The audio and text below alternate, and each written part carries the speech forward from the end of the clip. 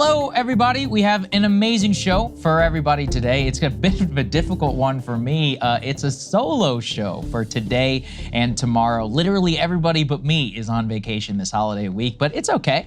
We're going to hold down the desk here. We're going to make sure we bring everybody the news. It's been, frankly, an insane weekend, perhaps one of the most insane weekends in modern American politics. So I'll be here at the desk, and I'll be bringing and breaking down all of the news for you today. Tomorrow, just a heads up, the show is going to be filmed a little bit later in the day, so it will come out late. We are going to have RFK Jr. on the show. I'm going to talk to him about his debate night and all of that. But just to accommodate his West Coast timing, we're going to be filming that show later. So heads up there to the premium subscribers. But we've got two great guests here in the show. Alex Thompson, he is a reporter over at Axios. He's been covering Biden's age and has been talking now about what it looks like behind the scenes with many stunning episodes of the president's performance now that the knives are officially out, at least from some of the White House resident staff. And then Glenn Greenwald and I are going to break down the basic media cover-up of Biden's age and how this may be one of the great media stories of our time, almost Iraq WMD level screw up, or at the very least, acknowledging now the truth after covering it up for years of Biden's decline. So we're going to start in chronological order. We left you on Thursday after that stunning debate. You could see all of our reactions. I could see that many of you enjoyed seeing them live. And there was also a fun moment where you could see both Krystal and I cover our mouths in horror and in shock at just how bad Biden performed in the opening minutes of the debate. Now, obviously, though, what we left you off was the stunning reaction from the mainstream media, both CNN and MSNBC having a complete meltdown. But what has happened since then has been now a stunning media correction to their previous cover-up, where many of the same voices who were insisting now for years that Biden was totally cogent, that he was up to the job, that he was actually stronger than everybody else, are now flipping on a dime and saying that he should drop out. First among them, Morning Joe, Joe Scarborough, with the greatest correction of all time. Let's take a listen. If, however, you believe, as do I, and as do so many people who watch this program and who fear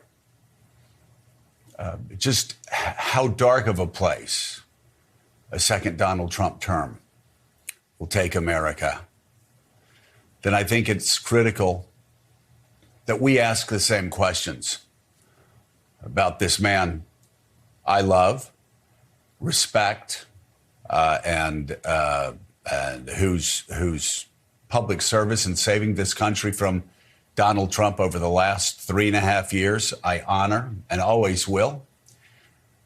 I think we have to ask the same questions of him that we have asked of Donald Trump since 2016, and that is, if he were CEO and he turned in a performance like that, would any corporation in America, any Fortune 500 corporation in America, keep him on as CEO? Donald Trump lied over and over and over and over again. And Joe Biden couldn't respond to any of those lies. In fact, as the New York Times said, he spent much of the night with his mouth agape and his eyes darting back and forth.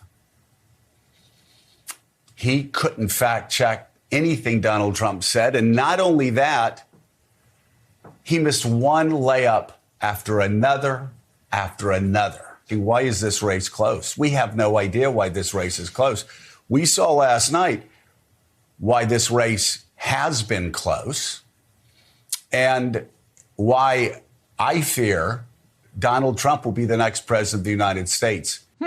A mere 3 weeks before this debate performance, Joe Scarborough and his co-host Mika Brzezinski attacked anybody who distributed the so-called cheap fake showing Biden old, confused at the G7 summit. And yet, on a dime now, after the entire world can no longer deny his performance at the debate, now all of a sudden we have to ask these tough questions, and why the race, which has been going on now for near 2 years, vast majority of polling showing that Biden is too old and voters don't trust him. Now we can openly say, yeah, maybe it is time to go, because at this point, it is no longer deniable. And we also have major Democratic pundits coming out and admitting the obvious. Let's put this one up there on the screen. James Carville, who himself 80 years old, tells Axios, quote, if he appeared on TV like Biden did at the debate, he should be pulled from punditry. Asked whether Biden will be off the ticket, he paraphrased the economist Herb Stein. That which can't continue won't. That which can't continue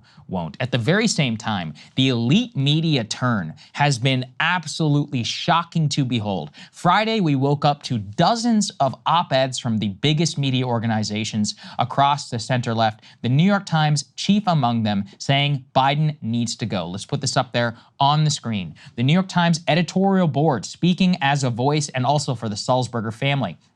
Quote, to serve his country, President Biden should leave the race. I will read a little bit from this, and if we can keep this up there, please. President Biden has repeatedly and rightfully described the stakes in this November's presidential election as nothing less than the future of American democracy. Donald Trump has proved himself to be a significant jeopardy to that democracy, an erratic and self-interested figure unworthy of the public trust, blah, blah, blah. Mr. Biden has said he is the candidate with the best choice of taking on this threat of tyranny and defeating it. His argument rests largely on the fact that he beat Trump in 2020. That is no longer a sufficient rationale from which Mr. Biden should be the Democratic nominee. At Thursday's debate, the president needed to convince the American public he was equal to the formidable demands of the office he is seeking to hold for another term. Voters, however, cannot be expected to ignore what was instead plain to see. Mr. Biden is not the man he was 4 years ago. Well, I would say he's not the man he was 10 years ago, and that actually has been quite obvious since then, but of course this is their way of acknowledging it. They go on to articulate the very basic case of all of the polls show that people think he's too old, and this is going to be probably the single most defining moment of his presidency and of his entire career now going into the November 2020 election. That is the same view now held by the vast majority of the center left. Let's put this up there on the screen, for example. There are now 4 separate editorials that have all called for Joe Biden to drop out of the race. Major papers, including the New York Times, the Wall Street Journal, the Chicago Tribune, and the Atlanta Journal-Constitution. Perhaps most significant in that list, other than the New York Times, is actually the Atlanta Journal-Constitution, where, remember, the debate was actually held in the city of Atlanta, and Georgia itself, battleground state, which Biden only won by some 10,000 votes last time around. All polls that we have right now show Biden getting decimated in the state, despite the results of the Senate elections and of the 2020 election last time around. So the Atlanta Journal-Constitution, at least a voice for the center-left establishment in the city of Atlanta, obviously saying we cannot back you, even though all signs currently point to him staying in the race, and we will certainly get to that. Let's also show this up on the screen. I mean, these are images coming from actual voters. Look at these folks. This is in the Hamptons. President Biden was actually there on the ground over the weekend in the Hamptons amongst the city's elite to raise money.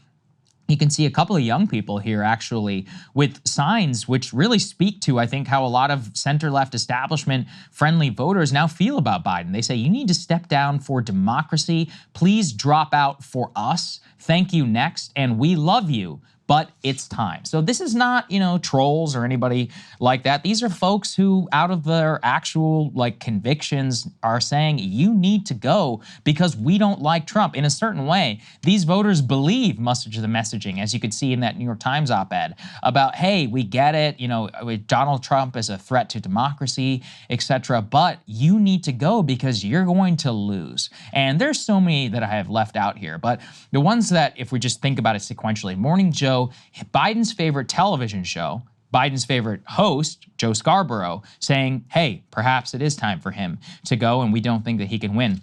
The New York Times editorial board, arguably the single most important media enterprise in the entire center-left ecosystem, and the Sulzberger family coming out and saying that you have to go. All of those major editorials that came out. But there were also, if you look at the New York Times columnists, and these are figures who are beloved by center-left voters and others, from Thomas Friedman, who wrote that he literally wept as he watched the debate. And he even titled his column, President President Biden is my friend. It is time for him to go. Somebody who Biden has long relied on. You have so many other figures, Paul Krugman and others, people, again, who are beloved by many of these establishment folks and even the voters, the type of donors and others that are the backstop of the elite Democratic Party.